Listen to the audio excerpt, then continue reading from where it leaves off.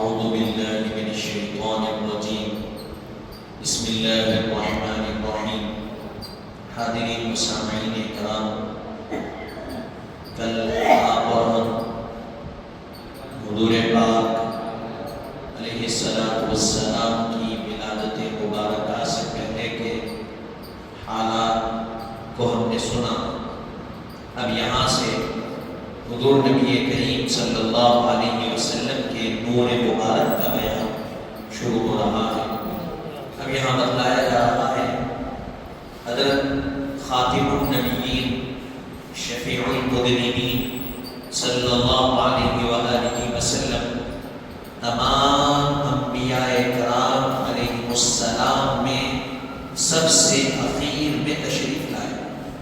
آپ کے اور ہمارے نبی تمام انبیاء کرام میں سب سے اخیر میں تشریف لائے، جبکہ آپ کے نور مبارک کی تخلیق ساری کائنات سے پہلے ہو چکی تھی۔ حضور کی ولادت، حضور کی تشریف آوری سب سے اخیر میں ہو گئی، لیکن آپ کے نور مبارک کی تخلیق سب سے پہلے کر دی گئی تھی، جیسا کہ ارشاد نبوی ہے، یعنی حضور پاک علیہ السلام کا ارشاد مبارک ہے، اول ما خلق اللہ نوری۔ یہ حدیث مبارک ہے، اس کو تفسیر روح البیان، تفسیر نیشاپوری اور دیگر مفسرین نے اس کو لکھا ہے، مدارج النبوہ میں ہے اور دیگر کتابوں میں اس کا ذکر ملتا ہے۔ پھر حضور نے ارشاد فرمایا اول ما خلق اللہ نوری، سب سے پہلے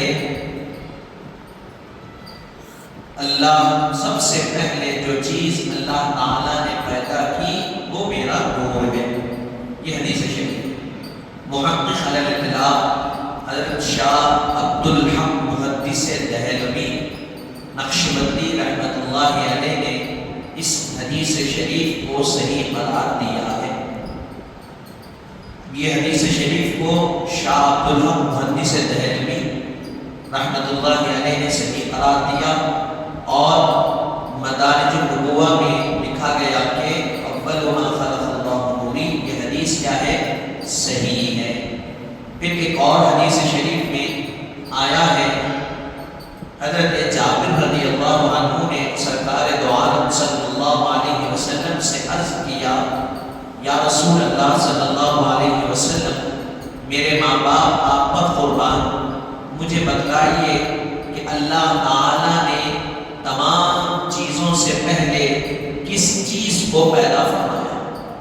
حضرت جابر رضی اللہ عنہ صحابی رسول ہے، آپ نے رسول اللہ صلی اللہ علیہ وسلم سے پوچھا کہ یا رسول اللہ، آپ پر میرے ماں باپ قربان، آپ مجھے بتلائیے کہ اللہ تعالیٰ نے سب سے پہلے تمام چیزوں میں سب سے پہلے کس چیز کو پیدا کیا؟ اب یہاں دو چیز سمجھنے کی ضرورت ہے۔ حضرت جابر صحابی رسول ہیں، یہ پوچھ رہے ہیں کس سے؟ حضور سے، اور کب کی بات پوچھ رہے ہیں؟ اب کی بات نہیں، سب سے پہلے اللہ نے تمام چیزوں میں سے کس چیز کو پیدا کیا یہ پوچھ رہے ہیں۔ تو گویا اس سے یہ معلوم ہو رہا کہ صحابہ کا عقیدہ یہ تھا کہ حضور کی ولادت سے پہلے جو ہوا حضور وہ بھی جانتے ہیں، اور قیامت تک جو ہونے والا ہے حضور وہ بھی جانتے ہیں۔ اس سے کیا معلوم ہوا؟ صحابہ کا عقیدہ یہ تھا کہ اللہ تعالیٰ نے حضور پاک کو علم غیب عطا فرمایا۔ کس نے عطا کیا؟ اللہ نے۔ اہل سنت کا عقیدہ کیا ہے؟ حضور آپ کی ولادت سے پہلے کے واقعات بھی جانتے ہیں، بعد کے واقعات بھی جانتے ہیں، اللہ کے بتلانے سے جانتے ہیں، بذات خود نہیں، اللہ نے بتایا، بس یہ طے کرا۔ تو حضرت جابر کا عقیدہ یہاں بتلا رہے ہیں۔ حضرت جابر رضی اللہ عنہ کا عقیدہ یہ ہے، اب تو یہ کب کا سوال کر رہے ہیں؟ تمام چیزوں میں، آسمان سے پہلے، زمین سے پہلے، چاند اور سورج سے پہلے، ملائکہ سے پہلے، ہر شے سے پہلے، تمام جو چیزیں اللہ نے بنائی، پانی، ان تمام سے پہلے اللہ نے کس کو بنایا؟ یہ سوال کر رہے ہیں۔ تو سوال کس سے ہوتا ہے؟ جس کو معلوم ہوتا ہے اسی سے حضور نبی کریم صلی اللہ علیہ وآلہ وسلم نے ارشاد فرمایا، اے جابر، بے شک اللہ تعالیٰ نے تمام چیزوں سے پہلے تمہارے نبی کے نور کو اپنے نور سے پیدا فرمایا۔ حضرت جابر کو حضور کیا جواب دے رہے ہیں کہ اے جابر، بے شک اللہ تعالیٰ نے تمام چیزوں سے پہلے تمہارے نبی کے نور کو اپنے نور سے پیدا فرمایا، یعنی اللہ نے اپنے نور سے حضور کے نور کو پیدا فرمایا۔ پھر وہ نور قدرت الہی سے جہاں اللہ تعالیٰ کو منظور ہوا سیر کرتا رہا۔ اس وقت لوح تھی، نہ قلم تھا، جنت تھی، نہ دوزخ تھی، نہ فرشتے تھے، نہ آسمان تھے، نہ زمین تھی، نہ سورج تھا، نہ چاند تھا، نہ جن تھے، نہ انسان۔ حضور نے ارشاد فرمایا، اللہ جدھر چاہے وہ نور ادھر رہتا تھا۔ نہ لوح کو پیدا کیا گیا تھا، نہ قلم مارے گئے وجود میں آیا تھا، نہ جنت کی تخلیق ہوئی تھی، نہ جہنم کو بنایا گیا تھا، نہ فرشتوں کی پیدائش ہوئی تھی، نہ آسمان بنا تھا، نہ زمین بنا تھا، نہ سورج بنا تھا، نہ چاند بنا تھا، نہ جنات تھے، نہ انسان تھے۔ اللہ نے اس وقت اس نور کو اپنے نور سے پیدا فرمایا۔ اب اس حدیث کا حوالہ دے رہے ہیں مواہب لدنیہ، اس کا حوالہ دے رہے ہیں۔ تو اب یہاں بات سمجھ میں ہے۔ پھر اس کے بعد کہا جا رہا ہے اللہ تعالیٰ اس نور مبارک پر طرح طرح کی سرفرازیاں فرماتا رہا۔ جب وہ نور مبارک حضرت آدم علیہ السلام کی زمین مبارک میں رہا تو آپ کو مسجود ملائکہ بنایا گیا۔ اللہ تعالیٰ یہ نور مبارک کی کیا کیا؟ طرح طرح سرفرازیاں فرماتا گیا۔ پھر اس کے بعد اللہ تعالیٰ نے اس نور مبارک کو حضرت آدم کی زمین یعنی پیشانی میں رکھا۔ جب آپ کی پیشانی میں یہ نور مبارک آیا تو اس نور مبارک کی وجہ سے سارے ملائکہ حضرت آدم کو سجدہ کیا۔ مسجود ملائکہ بنایا گیا کیوں؟ نور مصطفیٰ حضرت آدم کی پیشانی میں تھا۔ پھر اسی طرح یہ نور مبارک حضرت نوح علیہ السلام میں گیا، پھر حضرت ابراہیم علیہ السلام میں منتقل ہوا، پھر حضرت اسماعیل علیہ السلام میں جلوگر ہوا اور سب کو مشرف فرماتا رہا۔ اور پھر اس کے ساتھ ہی ساتھ پاک پشتوں اور پاکیزہ ارحام میں منتقل ہوتا رہا۔ ان کے ذریعے سے بنو ہاشم میں پہنچا اور وہاں سے حضرت عبد المطلب کی روشن زمین پر چمکا۔ یہ نور مبارک حضرت آدم کے پاس سے حضرت شیش کے پاس گیا، منتقل ہوتے ہوتے حضرت نوح، حضرت ابراہیم، حضرت اسماعیل سبوں کے پاس سے منتقل ہوتے ہوتے ہوتے یہ نور مبارک سب کو مشرف کرتے ہوئے پاک پشتوں یعنی پاک پیٹوں، پاک ارحام یعنی پاک پیٹوں میں منتقل ہوتے ہوتے حضرت بنو ہاشم تک یہ نور پہنچا۔ جو حضرت آدم سے لے کر بنو ہاشم حضرت عبد المطلب تک جتنے افراد گزرے، حضور نے فرمایا ہر فرد زمانے جاہلیت میں بھی زمانے جاہلیت کی خرابیوں سے پاک رہا۔ یعنی یہ نور کسی ایسے ویسے کے پاس نہیں گیا، کسی ایسے ویسے کے پاس داخل نہیں ہو گیا، جتنوں کے پاس یہ نور گیا۔ آپ صحیح بخاری پڑھیے، صحیح مسلم پڑھیے، جامع ترمذی شریف پڑھیے، مستدرک علی الصحیحین پڑھیے، آپ جو کتاب آپ اٹھا کر پڑھنا چاہتے ہیں پڑھیے۔ سب محدثین نے بالاتفاق لکھا کہ یہ نور مبارک جن جن میں منتقل ہوا وہ کفر سے پاک تھے، شرک سے پاک تھے، زنا سے پاک تھے، ہر قسم کی برائی سے پاک تھے اور زمانے کے شریف لوگ تھے۔ اللہ نے اس نور کو ان کی پشتوں اور ان کے پیٹوں کے ذریعے سے منتقل کرتے ہوئے حضرت عبد المطلب تک پہنچا۔ یعنی جتنے حضور کے اجداد گزرے سب ہر قسم کی آلودگی اور برائی سے پاک رہے۔ یہ ذہن میں رکھنا، اگر یہ ذہن میں نہیں رکھے، اس میں اگر کچھ گڑبڑ کرے تو پھر آپ سمجھیے کہ آپ کا ایمان برباد ہو گیا۔ پھر اس کے بعد حضرت عبد المطلب کی روشن پیشانی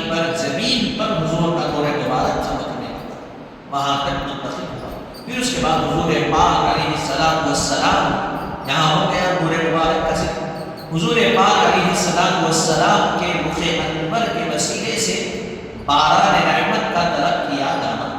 اب یہاں ایک دوسرا باب بتلا رہے ہیں، یہاں سے نہیں بات آغاز ہو رہی ہے کہ حضور پاک کے چہرے مبارک، حضور پاک کے رخ کہتے ہیں چہرے، رخ انور کے وسیلے سے باران رحمت یعنی بارش کو طلب کرنا۔ اب یہاں سنیے، قبیلہ قریش کے لوگ جب قحط سالی میں مبتلا ہوتے، قبیلہ قریش مکے کے لوگ جب قحط پڑتا، قحط یعنی پانی نہیں پڑا، ساری چیزیں سوکھ گئی، پانی ختم ہو گیا، جانور مر رہے ہیں، مویشی مر رہے ہیں، اور اناج نہیں آ رہا، کوئی چیز نہیں آ رہا، اس کو کہا جاتا ہے قحط۔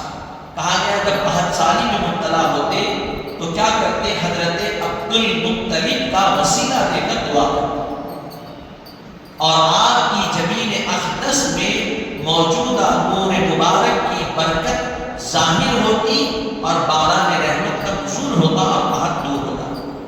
کیا ہوتا؟ حضرت عبد المطلب رضی اللہ عنہ، حضور پاک کے دادا جان، ابھی حضور کی ولادت نہیں ہوئی، حضور کا نور مبارک حضرت عبد المطلب کی پیشانی مبارک میں ہے، اور آپ مکے کے لوگ، اہل عرب اور اہل قریش، مکے کے رہنے والے لوگ جب قحط پڑتا تو حضرت عبد المطلب کو وسیلہ بنا کر دعا کرتے، آپ کو وسیلہ بنا کر دعا کرتے۔ آپ کو جب وسیلہ بناتے تو آپ کے پیشانی میں جو نور مبارک حضور کا موجود ہے، اس نور مبارک کی برکت کے تصدق سے اللہ بارش کو نازل کرتا۔ اب اس کا حوالہ مواہب لدنی ہے۔ پھر اس کے بعد صحیح بخاری شریف میں حضرت ابو طالب رضی اللہ عنہ کا شعر مذکور ہے۔ صحیح بخاری میں، بخاری شریف صحیح کتاب، جس میں حضرت ابو طالب رضی اللہ عنہ، حضرت ابو طالب کون ہے؟ حضور پاک کے چچا حضرت علی کے والد، ان کا شعر مذکور ہے جس میں اسی بات کی طرف اشارہ ہے۔ کیا شعر ہے وہ؟ وَأَبْيَضَ يُسْتَسْقَى الْغَمَامُ بِوَجْهِهِ ثِمَارُ الْيَتَامَى عِصْمَةٌ لِلْأَرَامِلِ۔ صحیح بخاری کتاب الاستسقاء، باب سؤال الناس الامام الاستسقاء، یعنی بخاری شریف میں یہ شعر لکھا گیا، اور یہ شعر کس نے کہا؟ حضرت ابو طالب رضی اللہ عنہ نے کہا، حضرت مولا کائنات کے والد۔ اب کیا شعر ہے آپ سنیے، وَأَبْيَضَ يُسْتَسْقَى الْغَمَامُ بِوَجْهِهِ ثِمَارُ الْيَتَامَى عِصْمَةٌ لِلْأَرَامِلِ۔ اب اس کا ترجمہ یہ ہے کہ وہ حسین و جمیل ہستی جس کے رخ انور کے وسیلے سے بارش طلب کی جاتی ہے، کون کہہ رہے ہیں؟ حضرت ابو طالب۔ حضور کے دادا جان کا وصال ہوا، حضور کی عمر مبارک تھی 8 سال، حضور کی 8 سال کی عمر مبارک سے لے کر 25 سال کی عمر مبارک یا اس سے زائد تک کس کے گھر میں حضور رہے؟ حضرت ابو طالب کے گھر میں حضور رہے۔ حضور کا نکاح فرمائے حضرت ابو طالب، خطبہ نکاح کون پڑھے؟ حضور کا حضرت خدیجہ سے جو نکاح ہوا رضی اللہ عنہ، حضرت ابو طالب نے پڑھا۔ تو آپ کہہ رہے ہیں وہ حسین، وہ جمیل ہستی جس کے رخ انور کے وسیلے سے بارش طلب کی جاتی ہے، یعنی حضور دیکھیے، آج لوگ کہہ رہے ہیں حضور کے وسیلہ بنایا، تو کہاں ہے وسیلہ بنانا؟ حضرت ابو طالب کا کہہ رہے ہیں کہ وہ حسین اور جمیل ہستی جن کا چہرہ خوبصورت، خوش اخلاق اور خوبصورت ہستی، فرما رہے ہیں کہ جن کے رخ انور سے بارش طلب کی جاتی، جن کے چہرے مبارک کو حضرت ابو طالب نے بچپنے کے وقت میں کیا کیا؟ حضرت عبد المطلب نے، حضور کا بچپنا ہے، حضور کی پشت مبارک کعبے کو لگائی اور دعا کی کہ مولا اس معصوم اور اس بچے کے وسیلے سے بارش فرما۔ اللہ نے بارش فرمائی۔ تو کہہ رہے ہیں کہ آپ کے رخ انور کے وسیلے سے بارش طلب کی جاتی ہے، اور حضور کا وصف بیان کرتے ہوئے لکھ رہے ہیں کہ وہ یتیموں کو پناہ دینے والے اور بیواؤں کا سہارا۔ حضور کیا ہے؟ تو کہہ رہے ہیں کہ وہ یتیموں کو پناہ دینے والے اور بیواؤں کا سہارا حضور پاک کی ذات ہے۔ کون کہہ رہے ہیں؟ حضرت ابو طالب۔ تو یہ جو بچپنے سے دیکھے جوانی تک دیکھے تو کہہ رہے ہیں کہ حضور کا کمال ہے۔ تو حاضرین محترم، یہ حضور پاک علیہ السلام کے متعلق، آپ کے نور مبارکہ کے متعلق یہاں ذکر کیا گیا ہے۔ اب اس کے بعد اصحاب فیل کا واقعہ ذکر کیا جا رہا ہے۔ انشاءاللہ تعالی ہم اس واقعے کو کل سماعت کریں گے۔ اب یہاں سے جو ہے اصحاب فیل یعنی یہ ایک واقعہ پیش آیا تھا حضور پاک علیہ السلام کی ولادت سے پہلے۔ اب یہاں لکھ رہے ہیں مختصر انداز میں آپ کے سامنے عرض کروں، کیونکہ ہم تیزی کے ساتھ آگے بھی بڑھنا۔ حضور نبی کریم صلی اللہ علیہ وسلم کی ولادت مبارکہ سے پہلے ابرہہ نامی ایک یمن کا بادشاہ تھا۔ یمن کا بادشاہ تھا ابرہہ۔ مکہ مکرمہ کو ایسا لشکر لے کر آیا جس میں ہاتھی بھی موجود تھے، اور وہ یہاں خانہ کعبہ ڈھانے کے ناپاک ارادے سے آیا۔ کیوں آیا تھا؟ وہ ہاتھیوں کا بڑا لشکر تھا، خانہ کعبہ کو توڑنے کے ارادے سے آیا تھا۔ اس نے قبیلہ قریش کے اونٹ اور بکریاں چھین لیے۔ جب پہنچا تو کیا تھا؟ قبیلہ قریش نے بکریوں کو چھین لیا، اونٹنیوں کو، اونٹوں کو، سب کو چھین لیا۔ جب حضرت عبدالمطلب کو یہ خبر پہنچی تو آپ ابرہہ کے پاس تشریف لے آئے، تشریف لے گئے۔ ابرہہ نے جب ایک بلند قامت، رعبدار جوان چہرے اور چمکتی پیشانی والے باعظمت شخص کو دیکھا تو تعظیم کے لیے اٹھ کھڑا ہوا۔ حضرت عبدالمطلب کیا کرے رضی اللہ عنہ ابرہہ کے پاس گئے، آیا، بکریاں چھین لیا، اونٹ چھین لیا، سب چھین لیا۔ تو جب آپ کے چہرے کو دیکھا، کیونکہ آپ کے پیشانی میں حضور کا نور مبارک تھا، جب دیکھا چمکدار چہرے پیشانی کو دیکھا تو تعظیم کے لیے اڑ گیا۔ تعظیم کے لیے کیا کیا؟ اڑ گیا، اور اپنے ہاتھ باندھ کر آپ کے آنے کا سبب دریافت کیا۔ اپنے ہاتھ باندھ لیا، اپنے ساتھ بٹھایا، ہاتھ باندھا پھر بٹھایا، بٹھا کر آپ کے آنے کا سبب دریافت کیا۔ تو آپ نے بتلایا کہ میں اس لیے آیا ہوں کہ بادشاہ میرے اونٹ واپس کر دے۔ ابرہہ نے کہا آپ کعبے کے بارے میں دریافت کرنے کے بجائے اونٹ کے بارے میں دریافت کر رہے ہیں۔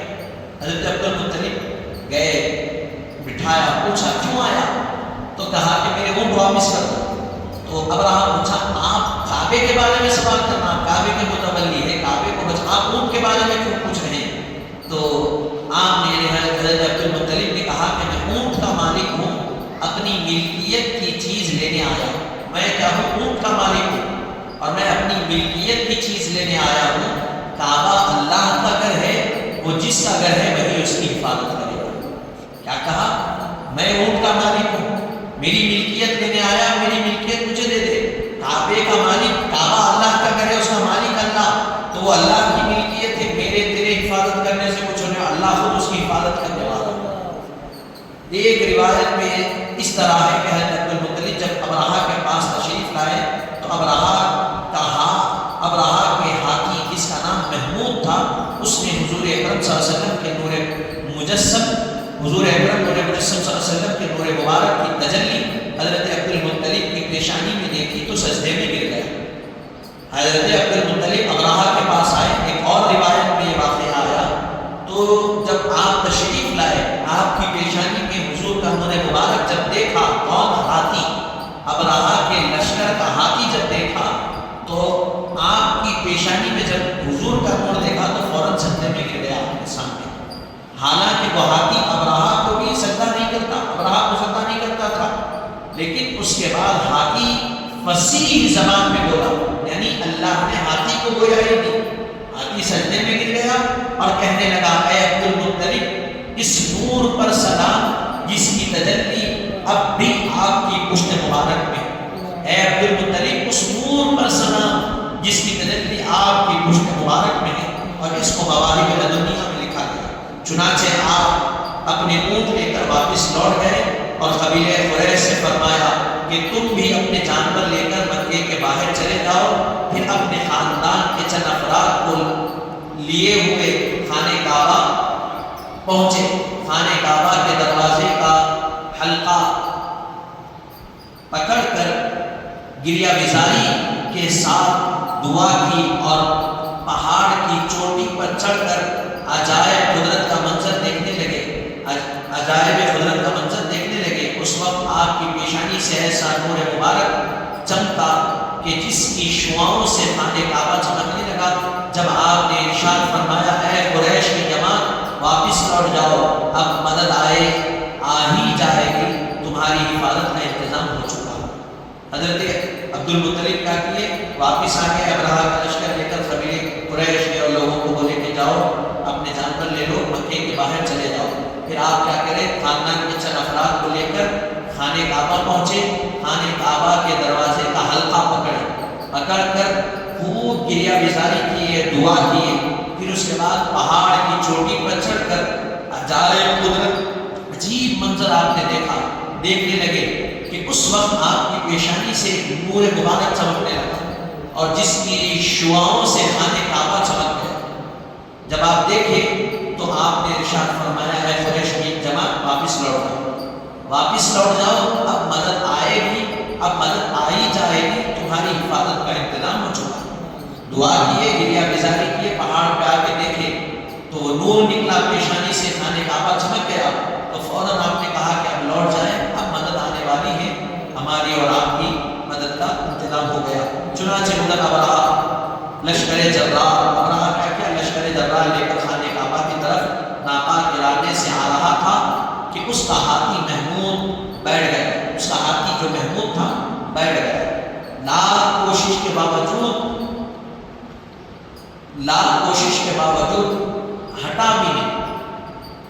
اچانک عذاب الہی ابابیل پرندوں کی صورت میں ظاہر ہوا، جو اپنی چونچ اور پنجوں میں 3 کنکریاں رکھ کر ہر ایک سواری کے سر پر ایک کنکر ڈالتی تو وہ کنکر سر سے جسم کے آخری حصے تک سوراخ کرتی ہوئی جسم کے باہر نکل جاتی، جس کے نتیجے میں کوئی ایک شخص بھی زندہ بچ نہ سکا، سب ہلاک ہو گئے، اور جس کا ذکر سورہ فیل قرآن مجید میں موجود ہے۔